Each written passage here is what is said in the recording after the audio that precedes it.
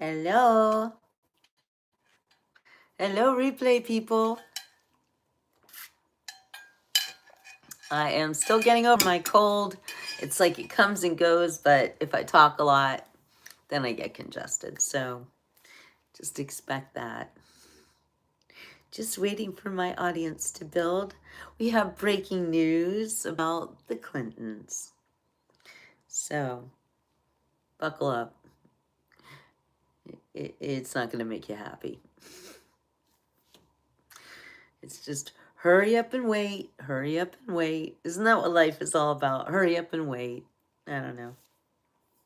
And then I find out that time isn't real, so I'm not sure what to think about anything, but I am still a journalist, an actual journalist. Hello, Roslyn. Good to see you. I haven't seen you on my YouTube show, or maybe I have. I don't know. Consider membership, please. There's LaDonna. Hello, hello, everybody. So it's still cold here in Florida. I'm drinking my hot coffee. Trying to keep my vocal cords warm and not to be too congested. Hi, Greg. Greg is new, you guys. Welcome, Greg. Good to see you. Did you guys see that I scheduled this show for 2 o'clock? I'm trying to do things a little bit differently because, you know, I got to figure this whole YouTube thing out. I got to figure this whole actually survive on my talents. Yeah, thank you. I do feel so much better. I just keep getting a little bit congested. You know how cold is. It's not so bad. Maybe I've just been kind of vaccinated for whatever else is coming. So it's if it hits me, you know, I think, well, I must have needed that. I don't know. Hi, Joanne. Glad to see you. Hey, Bird Brain. Glad to see everybody. How you guys doing? I can't wait to talk to you about the Clintons. One of my favorite subjects. Holy guacamole. Hi, Daniel. Hey, let me get my notes. I could do this off the top of my head, but I decided to get some notes from. I used Chat GPT for details, but of course they gave me details I didn't like the Clintons are always cleared of any wrongdoing, and I'm like, no, they are so guilty of everything. They are guilty. Um, we don't put up with any kind of disrespectful people in the chat, so please follow my rules and be respectful of me. Treat me like somebody you might meet out there on the street or what, not on the street, but you know what I mean. Treat me with respect, please. So I'm not here looking for a date or a man. I'm a widow. I still love my husband, even though he's in heaven. So just treat me with respect, like I'm your grandma if you want, okay? Just, we don't need to be rude. So please. Birds, you have birds, that's why you're a bird brain. Well, I love that because my husband actually was a falconer. So if you know about birds, then you know falconers can catch birds out of the sky. My husband was amazing with birds and he loved them. So thank you, Elle. That's fine. You can say that. Yes, I've given my life to Jesus. 100%, Moto. I actually walk in total faith. And lately I've been, rocking grandma. Almost, Daniel, almost. You know, I say call me grandma. I'm not a grandma yet. But soon. Oh my gosh. I don't want to talk about it. I don't want to jinx it. I'm like, it's like going to be one of the greatest things I've ever experienced. So, anyway, yeah. Hello, everybody. Welcome to today's beach report. So, yeah, Bird Brain. I love that you're here because my husband, they called him the Bird Man. So, I do love that. Um, Yeah, walking in faith works really well for me, and I feel sorry for those of you who don't embrace that. I did not talk about the stupid Grammy Award show comments yet, Joanne, but that is a very good topic to hit because we have found out, it's especially from Nicki Minaj. Go, Nikki, go. That's a lot. That's a lot that she's laying down. And just you had John Legend and that disgusting Chrissy Teigen sitting there behind what was his name, Trevor Noah. I don't even know who these people are. I just hear these names, but I don't hear them associated with anything good. Thank you, Elle.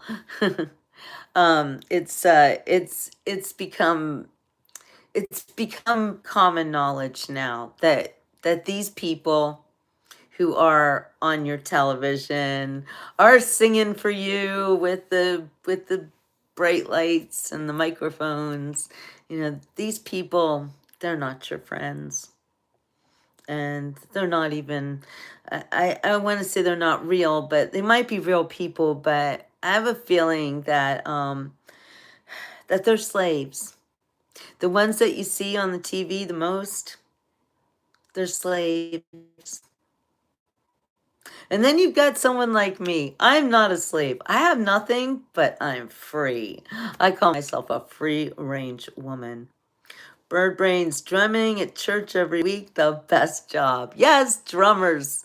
They keep the beat. It's very important. And as you know, if you guys are new to the Beach Report, you might not know this, but I do a lot of musical shows. So we will go to different venues around South Florida where we have some of the most talented musicians. But not this week. Not this week, though. Thank you, LaDonna. Thank you to my mods for taking care of me. Anyway, this week I need to really work on my books, work on my writing. I'm publishing 2 new books.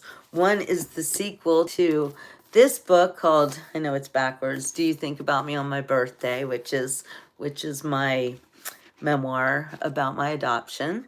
And I'm working on the sequel called 7 Years in Switzerland. And then I'm working on another book about my husband and my life with him. So, yeah, you're a musician. Well, Greg, most of my friends are musicians. I am let's say, an untrained singer. So I like to sing. I don't always do very well with it, but I just like to make a joyful noise unto the Lord. And I know all the words, so that's kind of crazy. All right, well, we've only have 22 people on. Are you guys ready to hear the latest about the Hildebeest and her husband, the Grapist? Hi, Richard. Yeah, more people are coming on, so I don't want to give it away yet. I want to wait. I have been taking all these notes, um, just to keep my thoughts on track. Sometimes it gets kind of crazy in the chat when we have people coming at me with all these questions and sometimes nastiness, but that's what we have mods for. So, yes, you were at a place we played at. It was great. Oh, Bird Brain. Oh, cool. All right. Oh, that would be fun. Which place was it? Was it East Coast, West Coast? Hey, Kenneth, pineapple on pizza. Always. Always. I love stuff like that. Okay, so let's give a little history of the Clintons. These people these people have been committing crimes against the American people, crimes against humanity for a long, long time. Fort Lauderdale East. I forget the name of the place. It was is that were you one of the wait, you were the drummer for the jazz trio? Was that what you were? Was- Let me know. Anyway, that's cool. That's cool. I love it when my musicians come on. You guys are the best. Always positive vibes. Absolutely. Oh, Uncle Mike's. Yeah, I remember that. Good stuff. Good stuff. But like I said, this week I'm just trying. I need to focus on my writing. But also, here's the fact: is that there are a lot of things coming out of the news right now. Yeah, human people. I wouldn't refer to them as that. Human, maybe, but that's a stretch. Well, Lil Witch, you are not wrong. It's okay, bird brain. Sure, you'll see me again if you're a musician in Fort Lauderdale or anywhere in South Florida.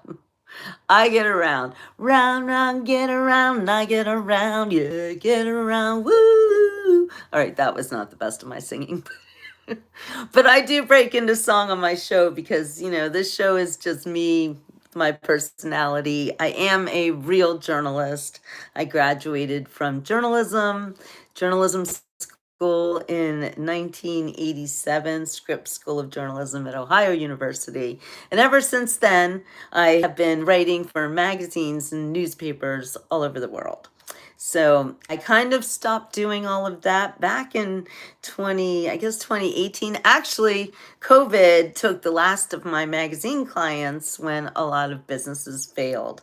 And I had a client that was about nursing homes, and it was a national magazine, and it was a very important national magazine that would go to all the nursing homes in the country and help the people who work there to understand the patients. And I used to write about all the Jewish holidays. So when they would encounter an elderly Jewish person, they would know ways that they could talk to them about the latest holiday and have activities and stuff for them. So that's what I used to write for the magazine was called Creative Forecasting. So if you were in the nursing home industry, you definitely would know it.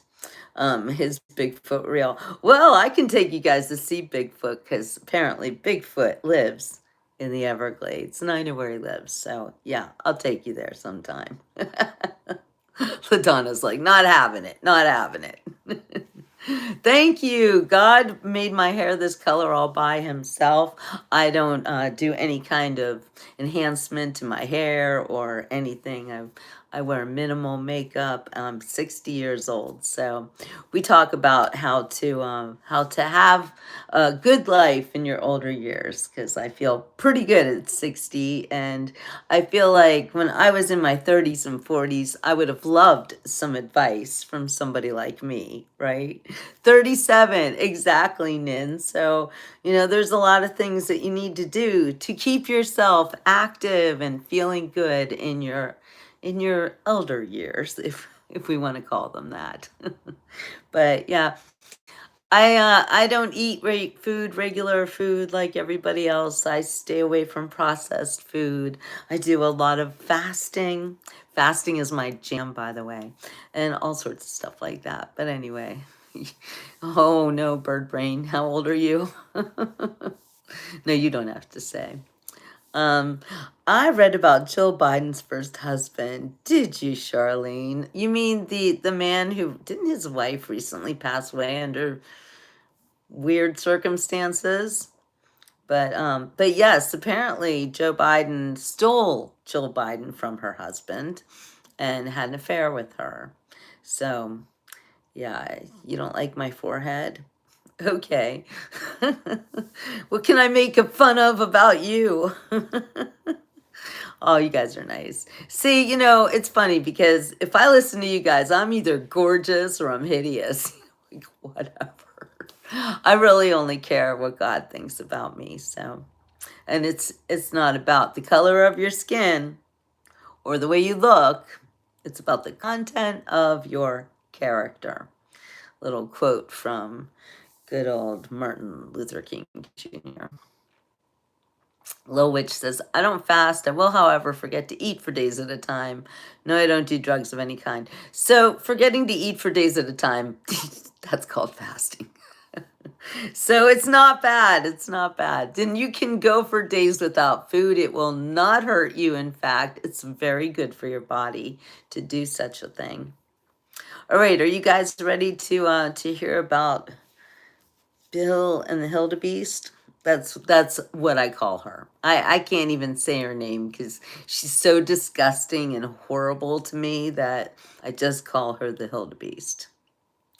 It's not nice. She's not nice. Anyway, let's talk about today's developments in the Clinton case. As you know, earlier last month, they were subpoenaed to testify about the Epstein files, and they didn't show up. So, when when people don't show up to testify and they've been subpoenaed, that usually means that they go to jail. That's what it meant for who were the ones that they went after. Wait, I've got all these notes here and it's getting away from me. There were subpoena. Oh, Peter Navarro, Steve Bannon. They went to jail. And I was so excited to see the Clintons go to jail for the same thing that Peter Navarro and Steve Bannon did. I thought that'd be really nifty, but no, of course not. Of course not. They always seem to like somehow make a deal, get what they want. Yeah, that's what I'm saying, Daniel. 4 months, Steve Bannon and Peter Navarro, and in shackles. Exactly. Exactly. Crystal, did your grandma go to jail for J6 or something? I mean, like, seriously.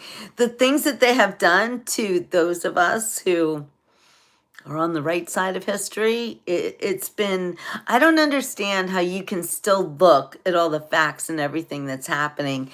And first of all, do you really think that the Clintons are innocent of everything they've ever been accused of?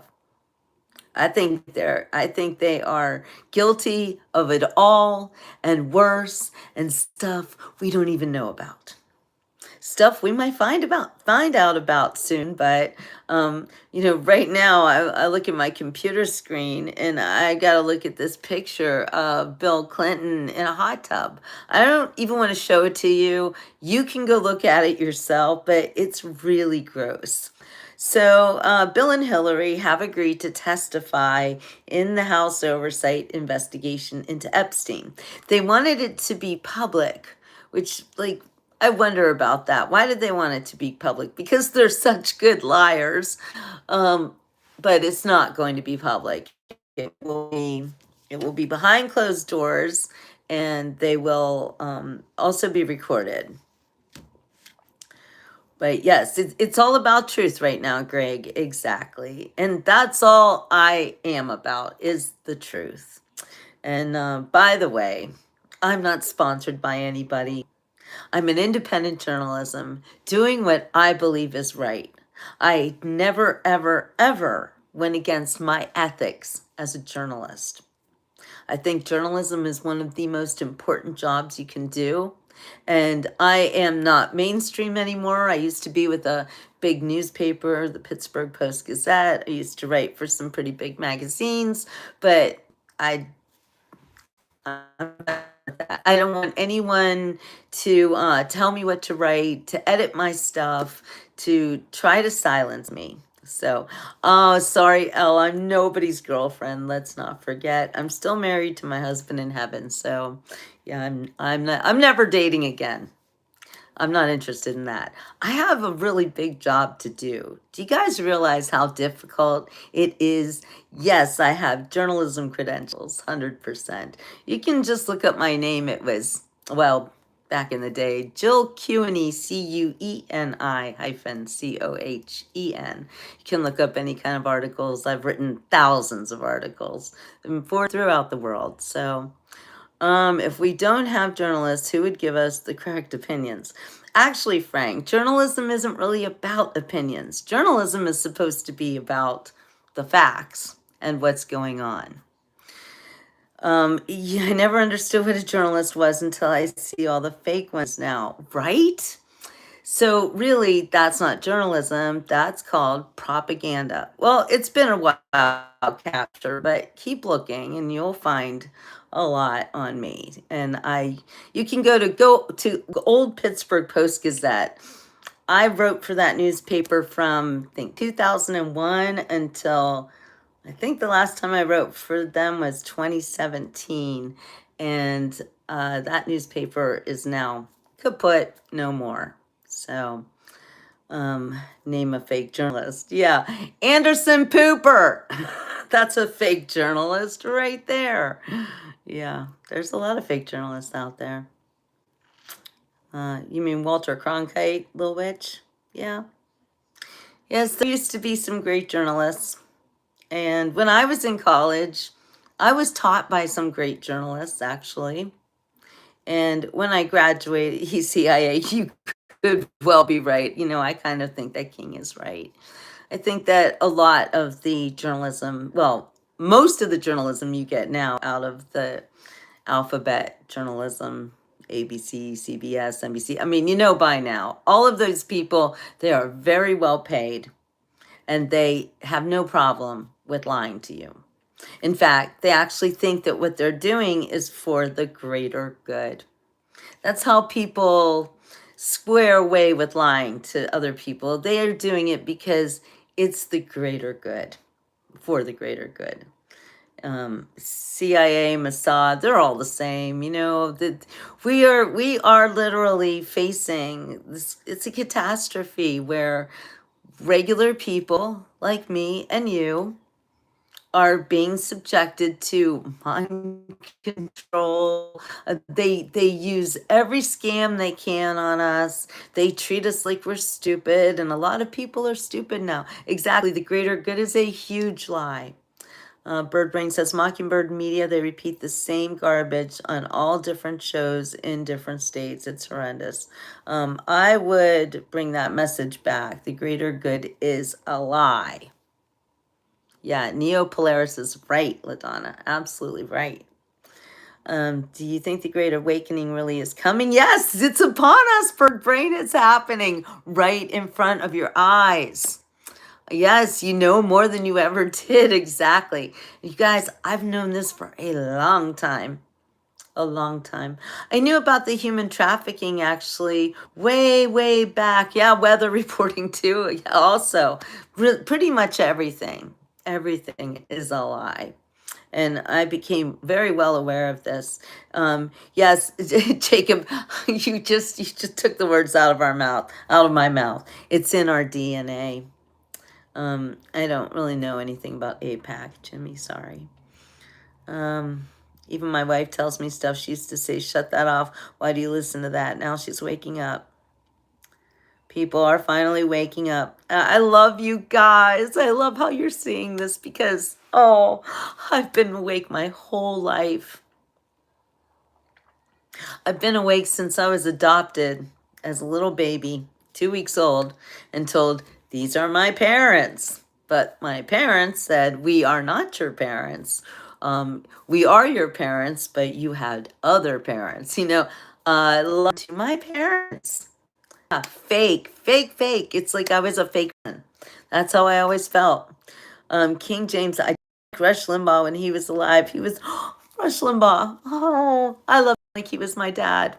Like I loved Rush Limbaugh. Actually broke into his house once. True story, bro. His house was for sale after he passed away. I'll just tell you this little quick story about Rush Limbaugh's house. So his house was for sale after he passed away. I think this was in like 2023, 2024. I can't remember. It was summertime. It was super hot outside.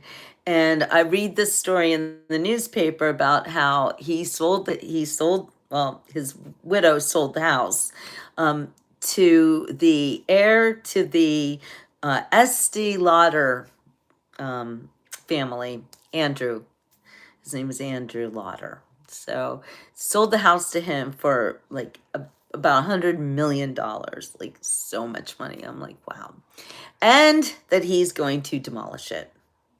And You saw the video. Yeah. Holly, you people watched that live. So here's what happened. I'm so glad there are people on who remember this because it was monumental. Okay. So I'm like mad. I'm like, no, they're going to get rid of Russia's house. That's horrible. It should be a museum. It should be preserved. And it's on Palm Beach. Do you believe they should have published the photos of the president with polio in the 1940s? You know what? I don't know. It was a different time, Jay, but I like to go on truth and honesty, and maybe he shouldn't have been the president. I don't know. Anyway, Rosalind was there. Oh my gosh. You guys are here remembering the Rush Limbaugh house escapade. By the way, you're on the Beach Report right now, right? And you're like, who is this woman and what is she all about? And what is the Beach Report about? Well, I am a journalist, and I'm a journalist who actually really dive into the stories. And when you hear me talking about things, a lot of times the things coming out of my mouth are firsthand information. Like I go to the places, I talk to the people, I do the things, I see the things. I don't watch television. I don't worry about all the chatter. I really research everything in ways that you guys can't even imagine. Like information comes to me, I don't even know how it happens. Jay, I'm a conservative, but first of all, I am a journalist, so I'm always looking for the truth. Thank you, LaDonna. And you will see these people on this chat right now. They've been following me for at least 10 years. Okay, so I've been around.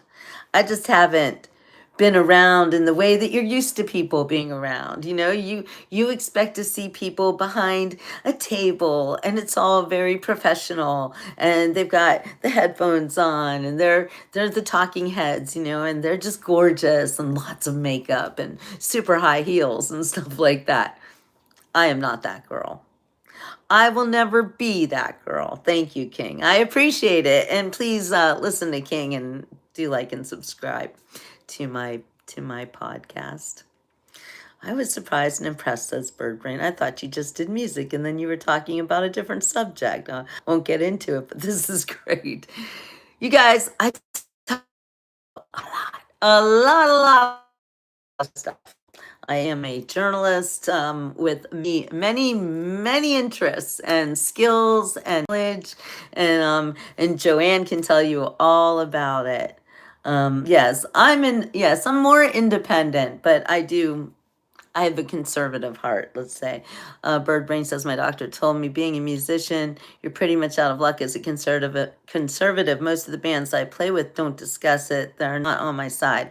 Well, I got to tell you what, most of the bands that I cover, they are conservative. So maybe you need to meet some different musicians.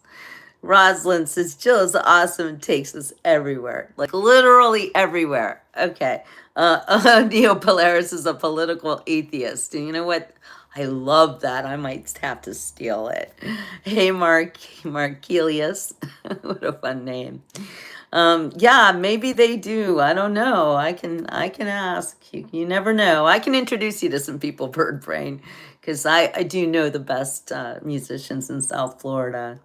And I think most of the ones that I'm friends with, they're all just like me. So I am not single. I am a widow and I'm still married to my husband. So no, don't date, don't want to. I have way bigger things to do, you guys. I have a lot of plans. I do the Beach Report, by the way, every single day. I mean, every now and then I might have to take a break, but I'm literally on doing this show every day. So you guys can count on me.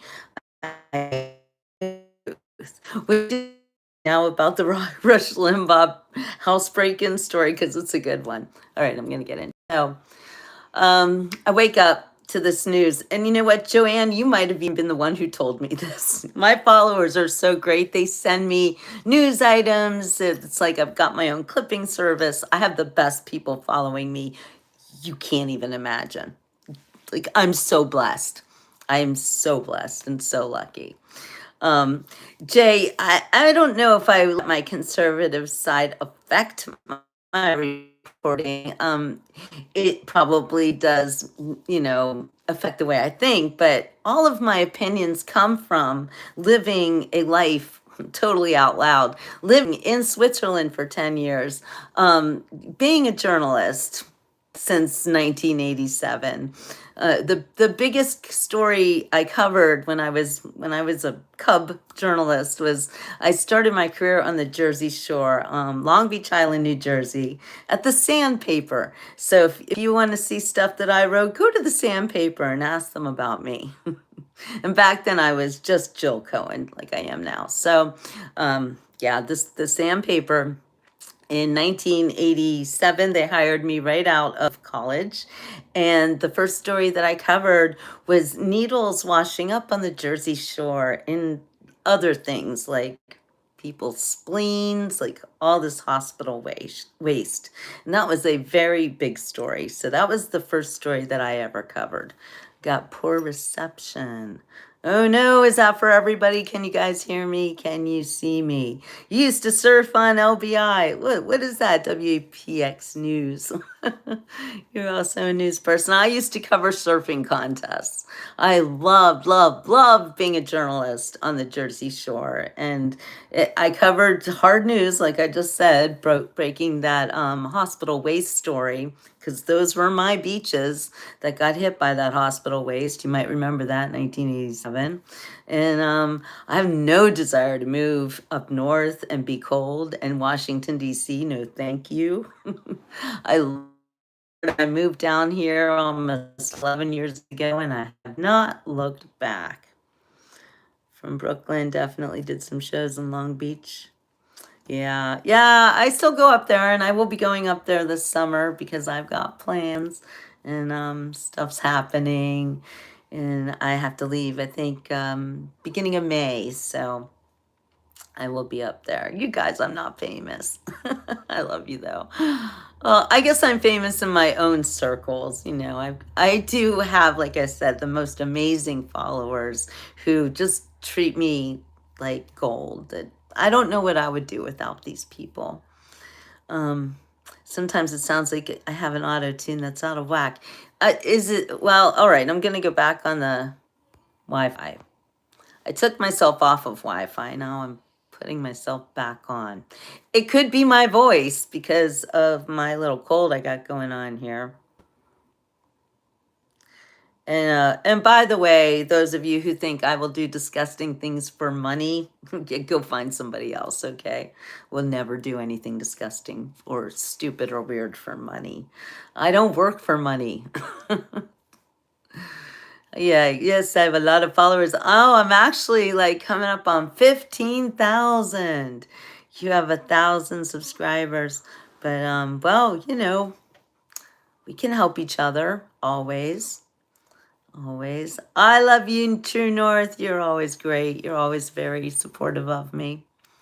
Solar flare could be. Could be. So I put it back on the Wi-Fi. Is it any better? Let me know. Let me know. Is that okay? I still haven't talked about. Yeah, yes, there's always a lot of people watching me. It's good. Thank you, WAPX News. My fellow Jersey friend. All right. Oh, there's Bo. What did I miss? She wants to know. Well, what you missed, Bo, is that Bill and Hillary Clinton have agreed to testify in the House oversight investigation into Epstein. But didn't they agree to do that before? And I don't know why anybody wants to hear their testimony, because do they ever tell the truth? I don't think they tell the truth. So, okay. I'm going to have to tell that Rush Limbaugh story another time. Maybe for my members group. By the way, I do have a members group. It is less than $5 a month. That's like $1 a week, and really is wonderful for me to have my own community. We've got at least 30 members right now, so I would greatly appreciate if you would check that out. I've got some different tiers and my wonderful membership. I love you guys. Thank you for your support. I greatly, greatly appreciate it. LaDonna, exactly. And lockstep, Holly knows. It's these people who they get away with everything because it's like, so you look it up on Chat GPT and they're like, oh, they were cleared of all wrongdoing. How did that happen? Like the email, the Podesta emails.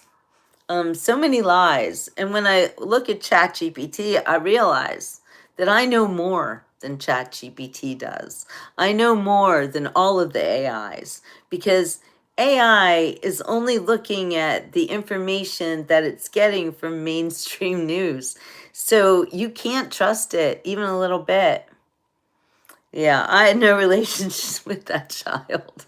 Exactly, Jay. That's pretty funny. Joshua went. Oh, Joshua went to the corner. Yeah, don't be rude, you guys. We have a lot of mods here.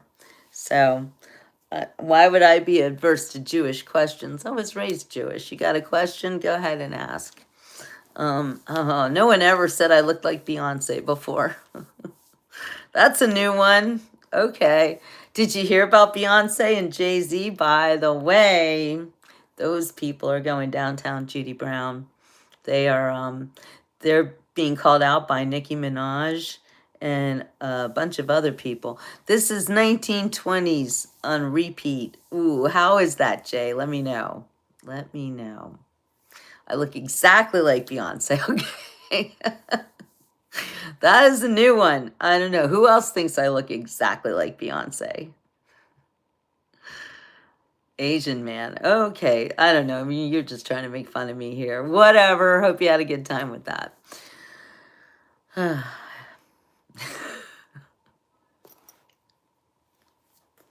So let's talk about the Clintons. Let's talk about how they get away with everything. No, I know I don't. I think we made it clear that was a bot or a troll or something, so we don't listen to those people. Anyway, corruption and hidden truths. Except here's the thing, Jay. The truths are not hidden. I know the truth, and I'll bet most of you know the truth too.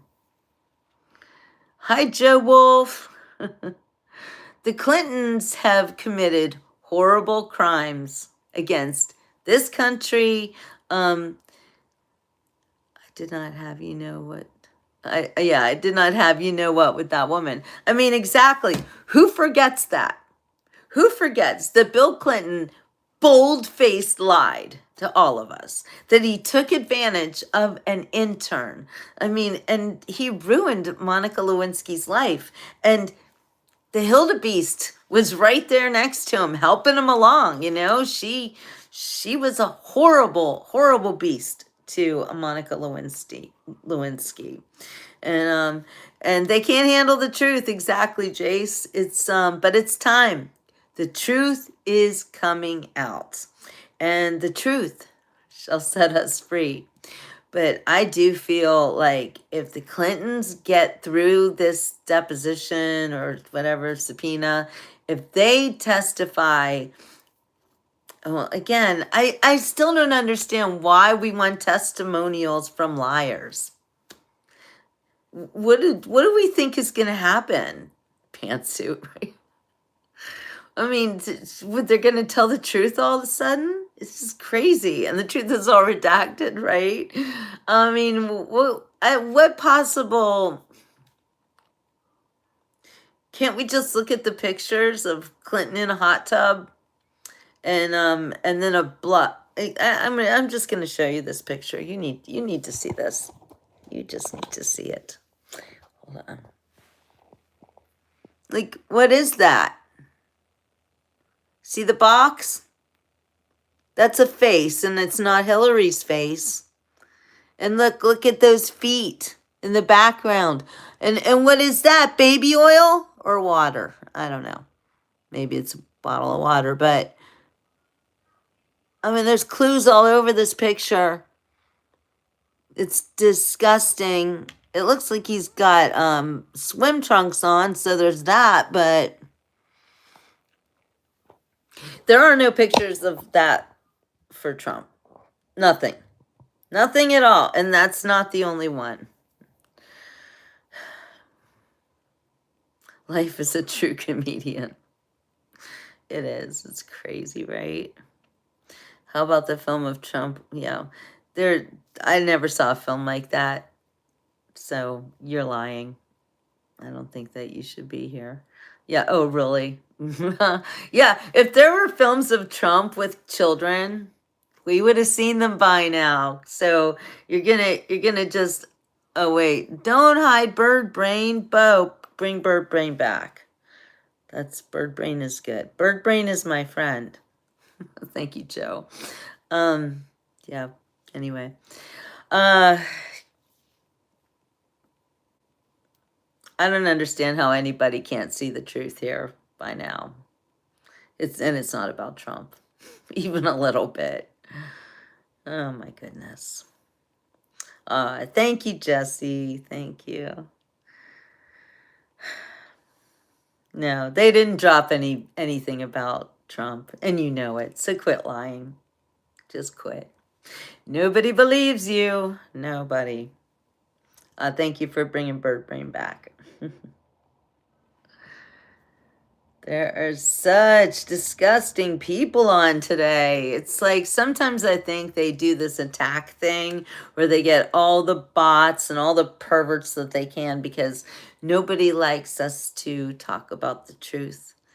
If you don't support President Trump, I have to wonder about you. That's all. If you hate President Trump, I think you might be a criminal. Or you're stupid. Or you spend all your time watching TV news and you're brainwashed. There are a few reasons why you hate President Trump, and none of them are legitimate or good or smart. So if you come on this show and tell us all about how much you hate Trump, you are literally telling us all that you also hate this country. And if you don't really hate this country and you think that it's your duty to hate Trump because you think he is Hitler, then you are brainwashed, okay? That's all. If you come on this show and tell us who you are, then we know who you are, and you won't really last very long because the mods will kick you off when they get tired of your drivel. So, Old Tech says, I tried being a Democrat and a liberal, but my head just wouldn't fit my ass. That was a good one. Oh, yeah. And then, here's what else they do. They come and they say such lies about me. Anyone who thinks this tan is fake does not watch the Beach Report. Yeah, nothing fake here. Not one shred of anything about the Beach Report is fake or ever will be. So thank you for letting me prove that point. I know, Jay, we don't have any faith in the system. And that is also by design because it makes us all believe that everything is a lie. But you do need something to believe in. And that's why you do need to walk in faith. Why you do need to look to the higher power, which is God, Jesus. And Jesus is the way and the word. And I say this as a former, I'm not a former Jew. I'm a Jew. I'm a Jew who loves Jesus. Okay, let's just put it that way. I'm a Jew who accepts the truth and the facts that I was fooled, that I was told Jesus was nothing and nobody to me, and just don't look at that man in the corner. Literally, yes, Messianic Jew right here. When I found Jesus, my whole life made sense. And it wasn't that I didn't have Jesus before. I did. I always had him. I just didn't understand. And now I understand. So I think that we do need someone to trust in, and it is now that we have to rely on our faith. And also for you guys to rely on someone like me, because I only want the best for all of us. And I'm not here trying to get wealthy. I'm not here trying to be powerful. I'm just a person just like you guys. Only I know a lot. And I'm a writer, and being a writer does give you certain skills and, abilities to communicate maybe a little better than other people. So, Jesus is my middle name. All right. Is it really? My bank is changing their name to True North Bank. Is it your own bank? Sean, it's funny you say that about my voice. Everything about me is designed by God, actually, to make you guys feel comfortable. I don't, I look at myself on the show and I'm like, I don't know who that is, because it's God um, showing you his love. And he uses me to do that. And he makes my voice sound good for that reason. I never thought I sounded so good. I never thought I looked like anything special, but all of a sudden it's like this is my calling. So I have to do what he says.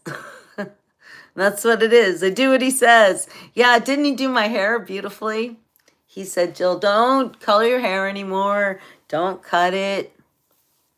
Don't worry about it. I do have a problem with my teeth, and I've lost 3 of my teeth. See, look at that. People will be like, your teeth are fake, and I'll be like, really? Really? Who buys fake teeth with 1 missing? Nobody does that. Nothing fake about me whatsoever. So, yeah, it's just, this is God, okay? It's not even me, it's God. So thank you. You don't have to paint your hair. Don't do it. Your hair gets a lot healthier when you stop putting chemicals on it. Yes, we are fearfully and wonderfully made. Exactly. And I think that you guys really need to accept that about yourselves, because people who love themselves do not treat other people badly. Like this Abe Hurley, who's either a bot or crazy or looking for attention. I mean, why would you say such a thing? I don't understand why that happens. Are they trying to bother me? I don't know what's going on. Anyway, had the same haircut since 94. Oh, I've had the same haircut since I was, I'm going to say 6. Which I don't cut my hair very often. Yeah, I'm like Samson and Delilah. It's like the hair's the thing.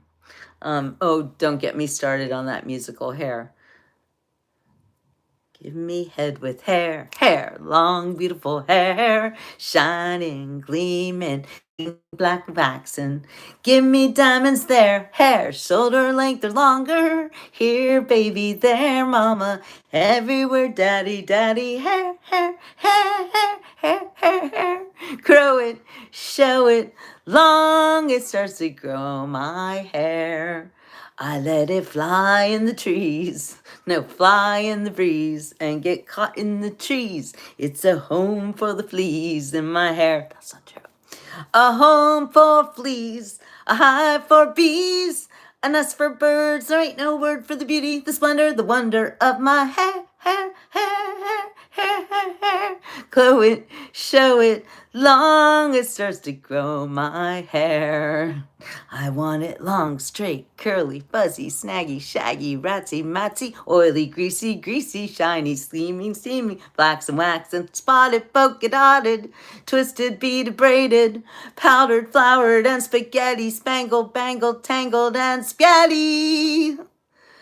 Oh, say, can you see my eyes? If you can't, then my hair's too short. Down to here, down to there, down to there, down to where it stops by itself. They'll be gaga at the go-go when they see me in my toga made of long, clean, clean physical hair. My hair like Jesus wore it, hallelujah, I adore it. Hallelujah, Mary loves her son. Why don't my mother love me? Hair, hair, hair, hair. All right, I'm going to stop now. Oh my gosh, like I saw someone who thinks I've had Botox. Like, what kind of a stupid person injects botulism into their face? It's the dumbest thing I've ever heard. I don't do any of that. And by the way, I'm a plastic surgeon's daughter, which makes me think of another song. I was born a coal miner's daughter in a cabin on a hill in Butcher Holler. We were poor, but we had love. That's the one thing my daddy made sure of. He shoveled coal to make a poor man's dollar. In the summertime, we didn't have shoes to wear. But in the wintertime, we'd all get a brand new pair. From a mail order catalog, of money made from selling a hog. Daddy always managed to get the money somewhere. You know, here's the thing, Shozo. Yeah, I'm a plastic surgeon's daughter. I am. And I was lucky because I was adopted into a wealthy family. Well, no, that's not true. My daddy wasn't wealthy, not at all. He worked really hard to become a plastic surgeon. And before he became a plastic surgeon, he went to dental school on a full ride. He was the only child of actually coal miners. His family lived in Minersville, Pennsylvania, and he got a full ride to dental school, University of Pittsburgh, and then he graduated at second in his class because he didn't want to be a dentist anymore. He wanted to be a doctor. So he totally turned around, got his dental degree. So he was always a DDS, but then he became a doctor too, DDS MD. And then he became a plastic surgeon. So he added FACS to the end of his name. So it was a lot. It was a lot. It's impossible to age and the cheeks have no visible movement. Do my cheeks have no visible movement? I don't know. I think I can move my cheeks. But thank you. You must think my skin is like perfect, that it looks like I have Botox. So that is pretty cool. I love it. I know. The teeth, the fake, the hair's the fake. Yeah, nope, nothing fake. Although I did have liposuction 3 times before I was 21, which was definitely a very bad thing for me. And my dad took advantage of that. But yeah, I was raised by a plastic surgeon, and then he cheated on my mom and totally threw my life into a whirlwind of craziness. And then he got another family, and when he died, he left most of his money to his girlfriend. That was really great, and the rest of it he gave to Juniata College. So I didn't really get too much out of that. I think each of us got a small, very small amount.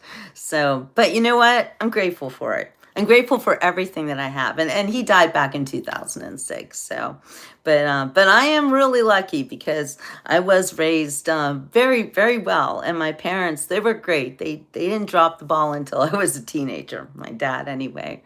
My mom was amazing. And I just, I think I'll read you a little story. What is liposuction? Well, that's where they suck the fat out of your skin. It's not nice. Look it up. It's a horrible thing. It's a horrible thing. And you know what? My dad was a wonderful, wonderful surgeon. He wasn't the best person in a lot of ways, and he liked to lie, but he was a really wonderful, wonderful doctor. And as a plastic surgeon, people would get in car accidents and their face all messed up, and my daddy fixed them up. In fact, I'll never forget, I ran into a kid that I went to high school with, and he told me something I didn't know about him. He said, you know, Jill, when we were kids and we were in like 6th grade, and your dad would always come to school for what my dad does. You know, you'd have like the parents would come in and tell them what jobs they did and stuff. And he said, I remember your dad would come in and he would talk about being a doctor. And one day I walked up to him and I said, Dr. Cohen, do you remember me? He said, my dad looked at him and he said, I'm sorry, son, I don't. And this kid said that he was blown away because he had been in a car accident, and his own father said that it looked like he had an axe in the front of his head. I mean, it was very bad. It like he was really messed up. And I had no idea. This guy was absolutely very handsome, and I didn't even see any scars. And he said, your dad fixed me up." And he's like, "When your dad didn't remember me, it occurred to me that your dad has seen such horrible accidents that no one really sticks out." And that gave me a new perspective on my dad and his job. And he worked, and my dad did do Doctors Without Borders, Jay. He absolutely did do that. He was a wonderful doctor. He had a wonderful bedside manner. His patients loved him. And to this day, when I'm in Pittsburgh, everybody remembers Dr. Cohen. Dr. Bernie Cohen. And he used to be on TV all the time too, because he was like the most famous plastic surgeon in Pittsburgh back in the 70s. And I would get pulled out of school in the 80s too, to go watch my dad on Pittsburgh Today. So it was pretty cool. And oh yes, bird brain. I had to see a plastic surgeon when my finger got burnt. You know, that's another thing that my dad did. He was a hand surgeon. So if you messed up your hand, it was like my dad would fix it, because you have more bones in your hand than you can even imagine. What was my job? You mean when I worked in my dad's office? I was a file clerk. just just looking at people's files and putting them in the right place. But anyway, yeah. Yeah, I know, Bo. But it's all good. It's all good. All right, well, I'm going to read you the first chapter of my book. How about that? So those of you who want to talk about me and say all sorts of crap. See, you don't like expect me to just throw out the truth bombs, do you? I know a lot of people don't do that these days. A lot of people aren't very real, but I am. So, and I can guarantee I've never had Botox, though I have had liposuction. So travel to some hill station, spend a few days, and finish your book writing. I can't do it that way, Danish. I have to be working and living at the same time. And it's hard to focus sometimes, but it is very important that I don't stop anything for writing, because I write every day. Okay. Here, how about this? This is the introduction to Do You Think About Me on My Birthday? You guys are ready? You love it when I read to you. November 30th, 1965 is the anniversary of more than just my birth. It's also the anniversary of the day I lost my mother. From the moment I exited her womb, we went our separate ways. Mothers lose babies, and babies lose mothers sometimes. But when it happens to you, it's an alienating experience. Lost mothers and lost babies may go on to find other families, but they never forget each other, living or dead. I immediately tried to get over the loss of my mother on the day I was born. Put into a foster home for the first 2 weeks of my life, I was cared for and fed without love. So I put on a happy face and did what I could to charm all the adults around me into loving me enough to keep me alive. For those 2 weeks, I had nothing. No mother, no father. Even the onesies I was wearing had to be returned. If my birth certificate is accurate, despite much of it being falsified for adoption purposes, then the last time I felt the warmth of my mother's body was at 4:05 a.m. on that fateful Tuesday morning. That date and that time have always held immense significance for me. My adoptive mom used to tease me about the way I acted before my birthday, saying, "It's like you think your birthday is a national holiday or something." But I could never explain to her that it was the one day in the year that my biological mother couldn't forget about me, because on that day, more than any other, I was thinking about her too.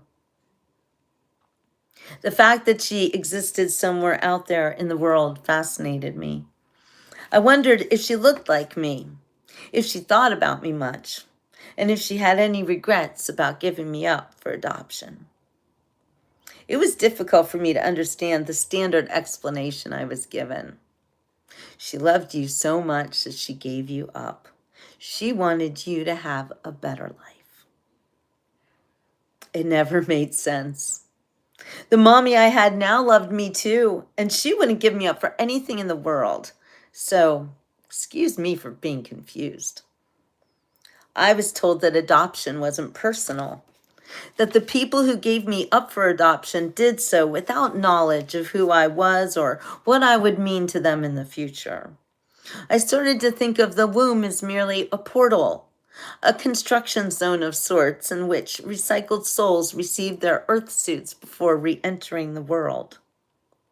I believed that God blessed my earth suit with the soul of a wandering Jew, a scribe destined to live an interesting life during interesting times. I eventually learned that my biological father was Jewish, but my biological mother was Christian. I was told that despite this, she deliberately chose to give me to agents for the Jewish God. Hi, Karen. Adonai Eloheinu melech haolam, King of the universe. I was chosen to embrace God as my salvation. Jesus was my friend. In 1965, Jewish girls who married Jewish doctors were considered fortunate. And illegitimate babies with Jewish blood hit the jackpot when given to such a couple. The Jewish Family and Children's Agency arranged my adoption, intending to guarantee me a life of love and serenity. Thank you, Nora. I appreciate that. I know I matter. But it's nice you would tell me that. In the months prior to my birth, the adoption agents scrutinized my biological parents and reviewed prospective adoptive parents until they found the best match for me. And it was personal. Days after my birth, and clearly without my consent, they converted me to Orthodox Judaism in a private immersion ceremony like a baptism. And it was personal. The only ones without a personal choice in my future as myself were my adoptive parents. They often told me, "We chose you." But the truth is, they would have taken any baby the agency handed to them on that day without question. From the moment I was conceived, God and Jesus had unique ways of keeping tabs on me.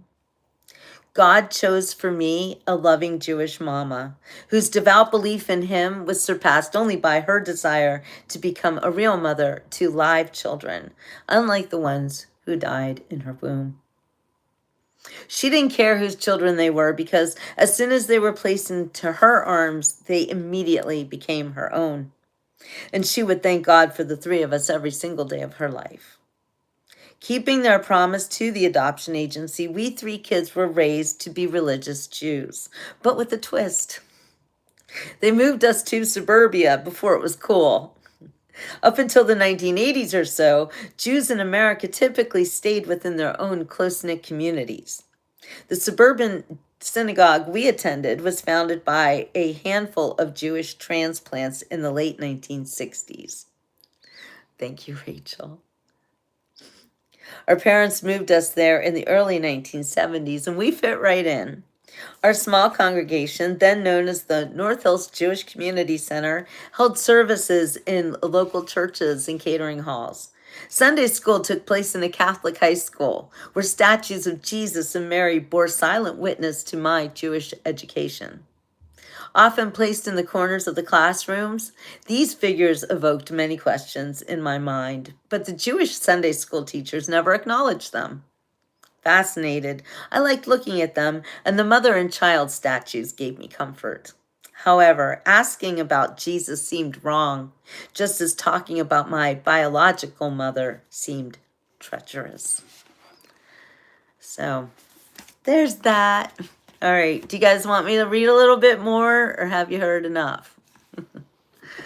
Thank you, Rachel. And actually, you know, I hear what you said about my book being expensive. It costs it's $35 retail, right there on this $35. And if you want it signed, then it's $40. But a friend of mine is like, look, Jill, you are not selling any books. And I sell like maybe 2 or 3 books a month. So Rach wants me to read more. I will do that. Just 1 minute. So, because I want you to hear this, okay? So, I realized that I have to somehow sweeten the pot, because people today, they don't value things, I think, like a book or something, because everything's so mass produced. And oh, thank you, Rachel. But I want to be able to like give you guys a deal, or you know, I need to make money too. I mean, it costs me a lot of money to own books. I don't use any kind of services. I've done it all myself. I design the covers myself, the editing. I have friends help me with reading the book and everything, because that's important. But as far as designing the book and everything, I do it all by myself. And thank you, LaDonna.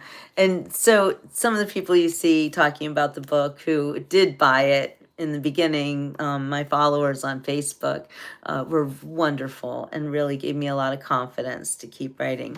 The title is called Do You Think About Me on My Birthday? So I was, here's another book I'm going to just show you quickly. This is my first book. Like it was yesterday, A Journalist's Files from 9/11. And it won an award, and that's me back then. That was more than 10 years ago. You can see my hair used to be brown, but you know, I don't think I look too different from that, right? Just the hair. Anyway, it's called Do You Think About Me on My Birthday? And it's not just about being adopted. It is a crazy story. It is a mind-blowing adoption story, because I was stalked as a child and then as a teenager. And that's, people are always like, did you ever meet the people who brought you into this world? And yes, I did, because I was stalked. So it's an interesting story. And in it, you will learn the truth about how I was stalked, and also the scene where I met my mother for the first time. But I will read to you another chapter. This is still part of my introduction. This is called The Adopted Child's Point of View. I always felt special, but it was a lonely kind of special. There are pros and cons to telling a child that they're adopted. On the one hand, you don't want it to be a sudden shock when they're older, and then it's perceived to be a lie. But it's hard to grow up knowing that there are people out there who are your parents, but you can never know them. I often wondered what kind of people gave me up for adoption. Who were they? Why did they do it? I recall one conversation in particular with the little girl from down the street when I was about 8 years old. She blew my mind. I remember when I was in my mother's stomach, she told me. I can't remember that, I said. I was adopted. What does adopted mean? It means that I never grew in my mother's stomach. I came from somewhere else, I answered with confidence. Like, where else did you come from? She questioned, narrowing her eyes at me. From another woman, I told her with far less confidence. Who? I don't know who, I admitted, my confidence out the window. Are you telling me that you don't know who your mother is? The shocked look on her face scared the hell out of me. I know who my mother is, I told her, trying to at least look confident. Sounds to me like you don't, she said before walking away from me like I was some kind of motherless freak. The following story is a fictionalized account of my life experiences as an adopted child. All names have been changed to protect the innocent and everyone else. And then it begins. Do you think about me on my birthday? So, yes, I live in Southwest Florida. Where are you promoting yourself? Right here. I promote myself here, and I do it on Facebook. And then I go up north and I do book signings, because when I go to Pittsburgh, I'm still kind of a celebrity in Pittsburgh. A lot of people remember when I was a journalist for the Pittsburgh Post-Gazette. And oh, cool, Dunsk. And yeah, so I go up there, and whenever I have a new book out, I do a book signing at one of the libraries that one of my best friends, like, I know everyone. Anyway, when I go to Pittsburgh, it is like, I come home, and everybody's so great. And I had my last book signing there in, I think it was September, and there were a lot of people. Like, I thought it would just be my friends, and turned out that not as many of my friends showed up as I thought would. But I didn't care, because there were new people there I didn't even know, so that meant a lot to me. It's one thing to have your captive audience, but when you get new people like you guys, it means a lot. It means a lot. But I just want you guys to realize, and you watch the Beach Report, I have 60 years of experience in life, and 87. I'm not good with math. I still count on my fingers. I graduated 87, 97, 07, 17. So we're coming up on 40 years of being a journalist. How about separation of child predators? Yeah. Well, I think that children are treated horribly. And I think one of the worst things that can happen to you is be born into a world that they don't want you. It's as if being born at the wrong time to the wrong people, that's a death sentence. These days, it is a death sentence. The unplanned pregnancy is like the worst thing a person can do. And you think about it, it's just a little baby. All right, see you, Rachel. Love you too. But it breaks my heart that the penalty for some babies being born at the wrong time is death. It hurts me. But I'm learning a lot about adoption these days, now that I've written a book about adoption, and I'm writing another one. I've been in Southwest Florida since 2015, which was when I published my first book. Like it was yesterday, Journalist Files since 9/11. And that book came out of my brother was a survivor of 9/11. So that book starts with a diary entry. Big journalist, I mean journaling, diaries, my whole life. Oh yeah, early 2000. Oh, you've been here longer than I have, Dunce. That was my childhood. I'm born at the wrong time. You're not, Dawn. You're not. See, here's the thing. That's a lie. Okay? Don't let anybody tell you that you are a mistake or that you don't belong here. You actually belong here more than those people who say those horrible things to you.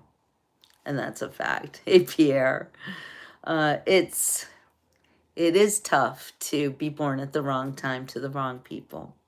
It's a very difficult life. To be taken away from your mother on the day you're born, that is a horrible thing to have happen to a person. Did you know it's more traumatic actually to be separated from your mother at birth than it is to see a horrific crime scene or have something really, really bad happen to you?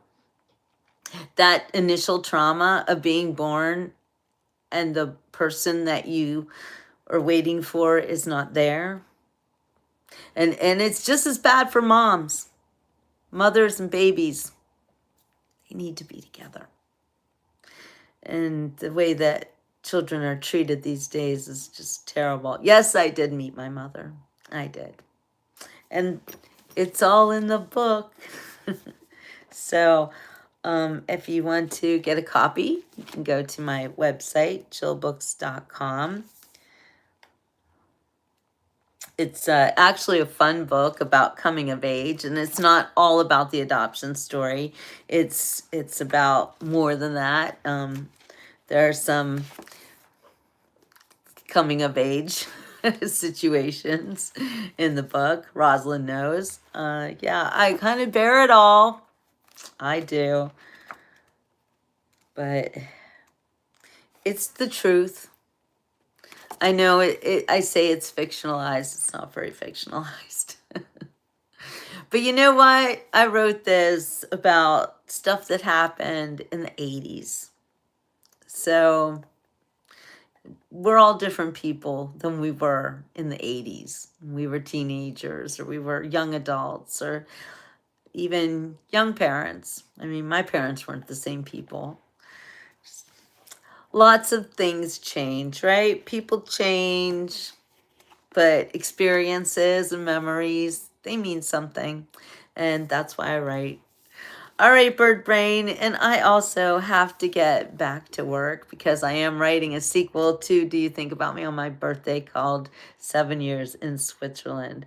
Can you give a hint of what the mind-blowing surprise is? What, in the book or in or with the Clintons? What are you talking about, Dan Man? Nothing golden about golden years. In the 80s, you were in the Navy. I don't know. I love the 80s. I love them. Purchase a few books and give them to the local library and schools. Thank you, Rosalind. Yeah, it's important really that you guys support people like me, because if you don't, everything goes like Amazon. I don't sell my book on Amazon. My book, like it was yesterday, it's on Amazon with people selling all these old copies of it that were signed by me to other people for like really cheap. And then I have people like Sherry who has all of my books and all of them are signed. Okay, in the book, Tan Man. Well, the book details how I was found in college by my biological father, and then I ran away from college. A lot of crazy stuff happened. I went to the beach. I became very independent. I lose my virginity in the book, so you might be interested in that. Yeah, I do all sorts of wacky things in that book. I go hitchhiking right in front of my dad. Yeah, you don't want to mess with me, right, Jerry? Oh boy. I don't know. The 70s, I was a child, so I don't really remember the 70s too much other than great music. Really great music. But yes, flowers to the moths, indeed. Watch your V card. I bet you that's ancient history. Well, yeah, I was a teenager. I was 17 years old. But anyway, it's in the book. I'm not going to tell you. So, it's a good Tuesday, Nicole. Hi, Lisa. All right, you guys. Well, I just read some of my books. So those of you coming on now, you missed it. Please come on back and watch the replay. I remember Studio 54 and CBGB. Yeah, I was a New York City girl. Oh, yeah. I used to write for television in New York City. I used to work for Rolling Stone. That's a fact. I was not an editor, a proofreader. Yeah, still in the editorial department, but that was one of my first really big production or big magazines to work on. And then I became a writer. So, but you gotta start somewhere. I used to write for Nickelodeon. No, wait, was it Nicole who used to watch the show that I used to write for? Don't Just Sit There. I actually did I had an advertisement. Wait, I'm gonna find it for you. You guys can look it up too. I'll just show you a little part of it. But yeah, I had an ad on Nickelodeon. It started running on July 4th of 1989, I think it was, or 1990. Thank you, Karen. I'm feeling a lot better. The Ramones and the Clash, Raccoon Nose. Wait, you smoked a doobie with who? With whose milk, Robert? Who is that? Not MLK. I've never been around Mick Jagger. No, when I worked at Rolling Stone, I was in, it was called The Dungeon with Sid Holt. I did meet Sid Holt, who was the iconic editor of the Rolling Stone, but I was in The Dungeon. I didn't get to see anybody.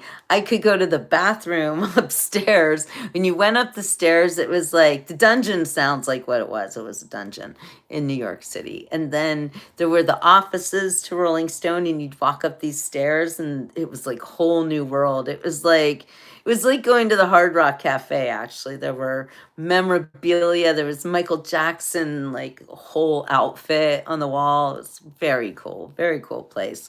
And that was where I would go up and go to the bathroom at Rolling Stone magazine. So, all right, I'm gonna find my ad here. It's it was back in the day. So, and you guys can also look. It's called That Time I Starred in a Nickelodeon Promo, I think it was. Nick, Nickelodeon. Those were the best days ever.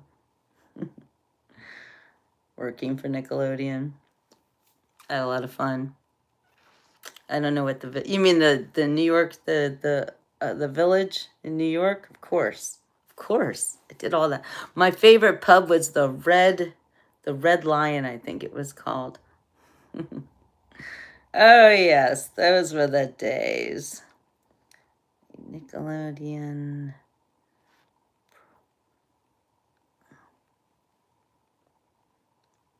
Trying to see if I can even find it on a search, but I feel like I have to go through my whole playlist.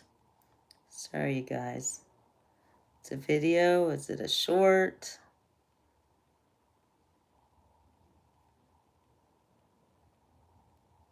Wait. I feel like I'm close.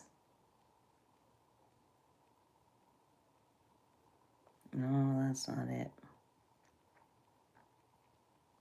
Or speak amongst yourselves. Yes, we love Trump here, of course.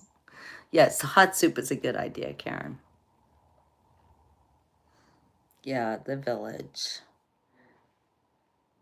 I used to also love to hang out in Washington Square Park. My brother and I lived together in Staten Island when we lived in New York City. And those were the days living with my bro. I used to call him the boy from hell. Those are all different stories. Yeah, I'll wait. I'll just I'll put it on Facebook or something. I don't know how to share things on YouTube that are older. But anyway, just go look for That Time I Starred in a Nickelodeon Promo. I think that's what it's called. My brother survived 9/11. And you can look at that too. If you look at my playlists and stuff, there's an interview with my brother that I did like 2 years ago that was really interesting. My brother's a great storyteller. And not that he's telling stories, but him recalling what happened to him on 9/11, it's like better than what's in my book, I'll tell you what. Yeah, somebody said Pierre, do you know the recent facts about Bush coming out? He's a rapist, by the way, and little boys, what he likes. So, you know what, Tan Man, I'm going to tell you about ICE. ICE is a very good thing that we need. Now, I know everything about immigration. I've done it. I immigrated to Switzerland. How many Americans do you know who actually immigrated out of America to another country, let alone Switzerland? It doesn't happen very often, but I did it because I was really concerned with living in America and watching everybody get fat in the 80s. So when the 90s rolled around, I was kind of out of here.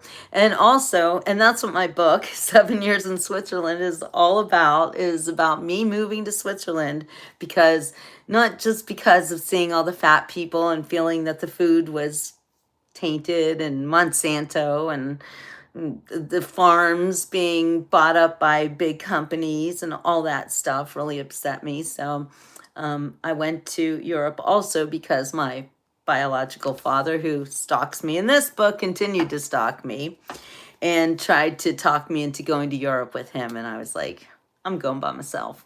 And I don't think I'm ever going to come back. So I did.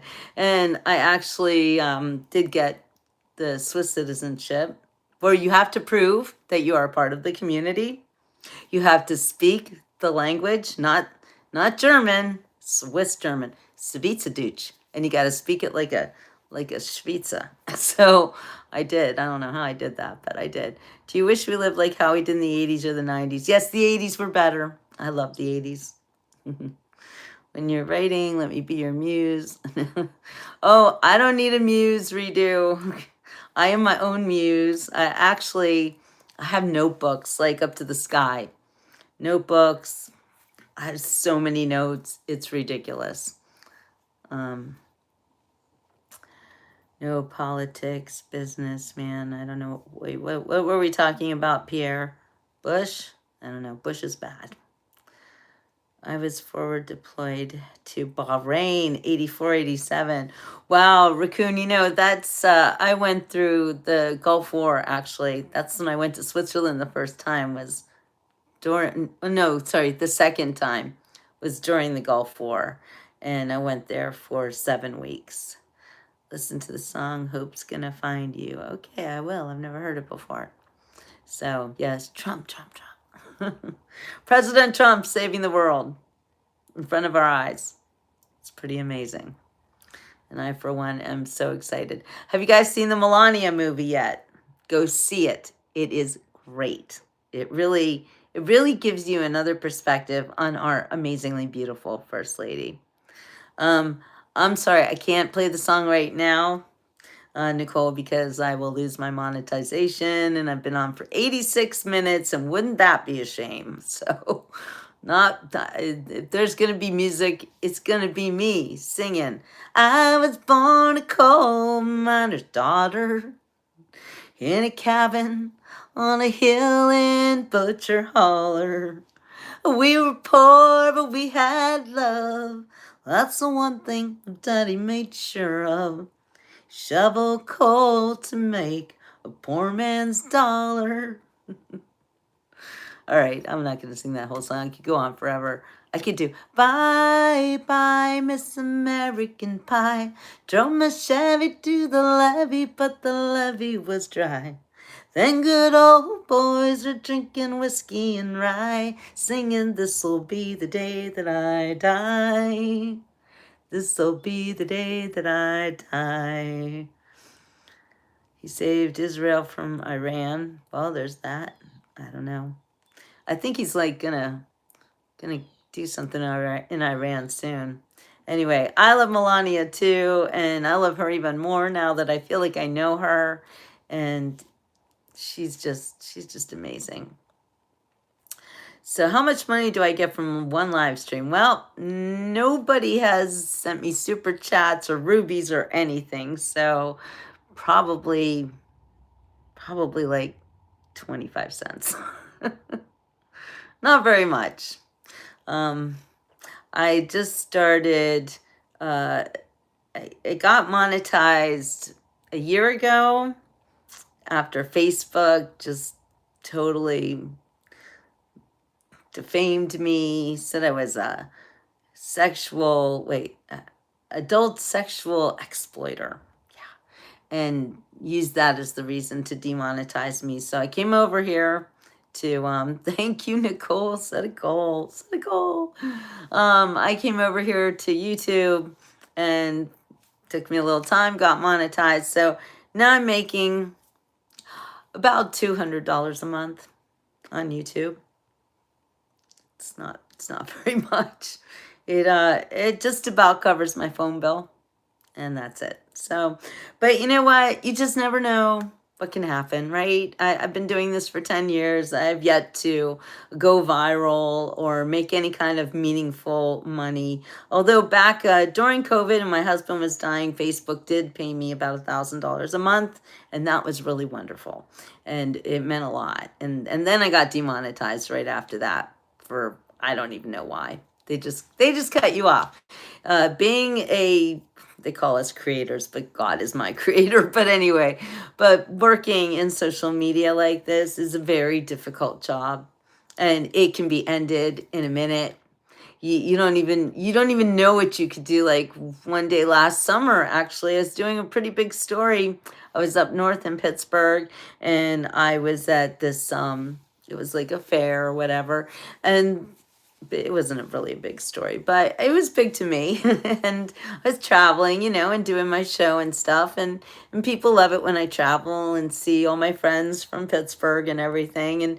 And so there was a demonstration of a military, like a 21 gun salute, and YouTube, boom, cut me off. They saw that, said I was promoting firearms, and I fought it and I got it back, but yeah, Dr. Kevorkian, it's a job. It is a job. I do it every day. I work really hard at it, honestly.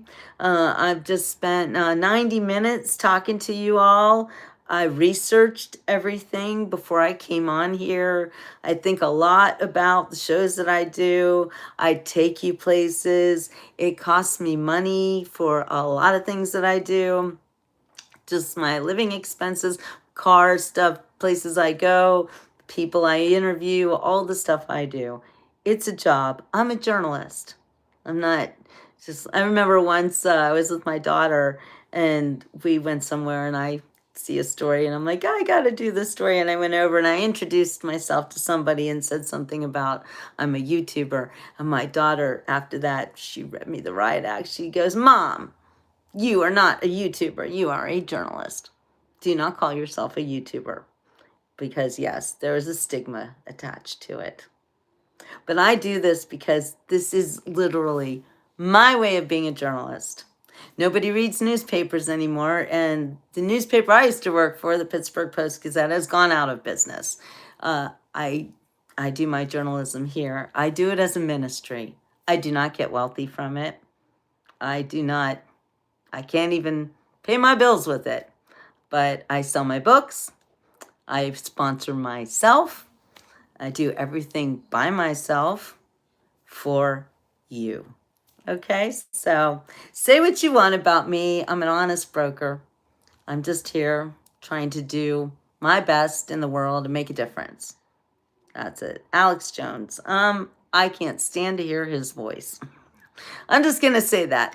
Nothing against the guy, but his voice to me is like gravel on a chalkboard, if that makes any sense. So it's very hard for me to listen to Alex Jones.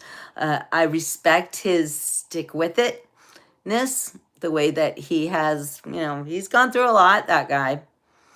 And I know he's lost a lot. Same with Laura Loomer. And I've met her. And she's gone through a lot for her journalism. So, people like that, I respect them. Nick Shirley, he's my new favorite journalist in the world. I think he's amazing. Hey, Kathy. I think that what he's done to let us all know about the rampant fraud in our country is amazing. Like, if anybody should get a Nobel Peace Prize or some kind of a journalism award, it's Nick Shirley, 100%. Journalists like him, like me, we go out, we cover stories. We don't just sit in a room and make phone calls. We go out and we cover stories. And I do the same. And telling the truth, you know what? Here's the thing, though. It doesn't cost. It's lies that are expensive. But the truth is for free. And that's why I don't make any money. I make a little bit of money. I make enough, God makes sure that I am okay. I always have a roof over my head. I have friends who love me. I'm able to do whatever I want. I'm a free person. I'm a free range woman. And honesty is what I have to offer you guys. Honesty and also reliability. I've been doing this show for more than 10 years, every day. So you can rely on me. I'm not going to desert you and do a show once a week or once a month or I'll be here for you every day. And you want to see the beach? I will always take you to see the beach, if at all possible. And today kind of looks like a beach day. It's still kind of cold out there, and I've been getting over a little cold. So yesterday I didn't go out at all, but I don't know. Do you guys want to see the sunset today? Looks kind of nice out there. Oh, thank you. I love you all too. And the most important thing is that God loves you. And if we all love ourselves as much as God loves us, what a wonderful world this would be. For real. It's when you don't love yourself that you do the most damage to yourself and others. It's the people who hate themselves, who hurt everybody around them. So please, please try to speak kindly to yourself first. You know that old adage about you're on an airplane and the oxygen thing comes on and and the things drop down. You are not supposed to put the oxygen mask on the little child next to you first. That's the worst thing you can do. You have to take care of yourself first so that you can help those around you. And that means love yourself, speak kindly to yourself, take care of yourself first, and your needs. Do not shortchange yourself, because when you start feeling badly and you start hating yourself, you will lash out at other people. So talk to people you love. Make sure everybody feels good. When you walk through your life with the intention of being positive and being helpful or being hopeful, make the world a better place. When you understand that everything that you have is a gift from God and you look at it like that, you make the world a better place. Even if you don't like anything about where you are or what you have, find one thing to love about yourself or about your house or about your friends or your mom or whatever. Just find something to love. Don't find something to hate. You can always find something to hate. It's more important that you find something to love. All right, you guys. I hope that you have a wonderful rest of your day. I am thinking about going to do a sunset show, so stay tuned. Like I said, I'm working on new books, and sometimes, I don't know, sometimes I'm just like, whoa. But no, I have a deadline. I'm going up north, like I said, in late April, and I want to have some stuff ready to go. So, all right, you guys, I will see you on the next beach report. Ciao for now. Tell all your friends, like and subscribe. Help a girl out. We'll see you later. Ciao for now.